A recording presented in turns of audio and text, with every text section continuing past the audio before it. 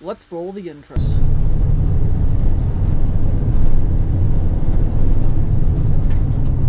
That's about 1.5 lanes wide.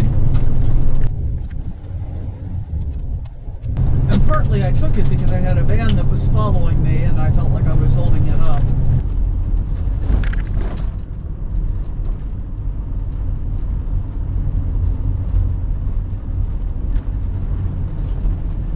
Oil City became famous beginning in late August of 1859 when Edwin L. Drake drilled the first oil well, and from there on it worked out.